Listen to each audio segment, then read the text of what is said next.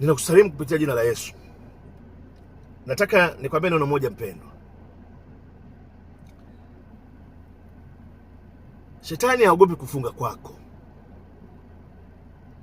Shetani au wachawi hawaogopi mafuta ya upako. Shetani au wachawi hawaogopi sala ndefu unazoomba usiku wa manane. Nafikiri hujanielewa. Shetani haogopi sarakasi zako za kufunga. Haogopi kufunga kwako, hata ungefunga masaa 24, hata masaa 40. Shetani anachoogopa ni neno la Mungu peke yake. Na Mungu anachojibu huwa ajibu maombi. Mungu atishike na kufunga kwako. Mungu haogopi na sala zako ndefu. Mungu anachojibu ni neno lake yeye, ambaye amesema neno lake halitaenda bure,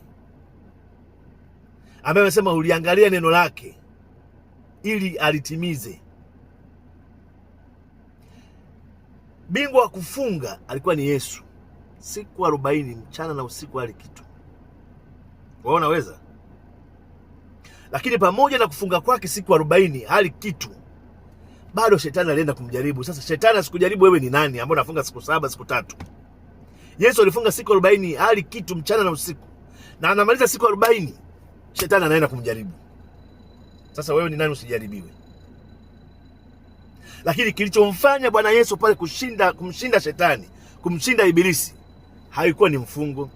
Kilichomfanya Bwana Yesu kushinda pale ilikuwa ni neno la Mungu ambalo lilikuwa liko ndani yake. Ndio maana wakati Yesu anamjibu shetani, akumjibu kwamba nimefunga, hakuanza wewe Mungu unisaidie. Alikuwa na neno la Mungu ndani yake limejaa. Shetani anakuja, Yesu anamjibu, anamwambia imeandikwa, imeandikwa, imeandikwa. Shetani akaogopa, akakimbia. Kilichofanya kimbia shetani ni nini? Ni neno la Mungu. Maana neno la Mungu ni upanga, neno la Mungu ni radi.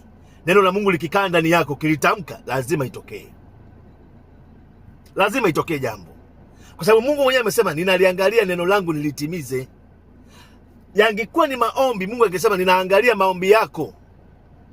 Ingekuwa ni kufunga, Mungu angesema ninaangalia kufunga kwako kwa uaminifu ili nijibu. Amesema ninaliangalia neno langu nilitimize. Kwa lugha nyingine, Mungu anajibu neno lake yeye. Na ndio maana kuna sehemu kasema neno lake halitaenda bure. Kitabu cha Warumi 10 mstari wa 10 anasema kwa kinywa mtu ukiri. Ukiri nini? Ni neno. Kwa kinywa mtu utamka na kupata uponyaji. Angesema kwa maombi, angesema kwa kufunga. Walikuwepo watu, Petro ni wavuvi wanavua, wamekosa samaki, lakini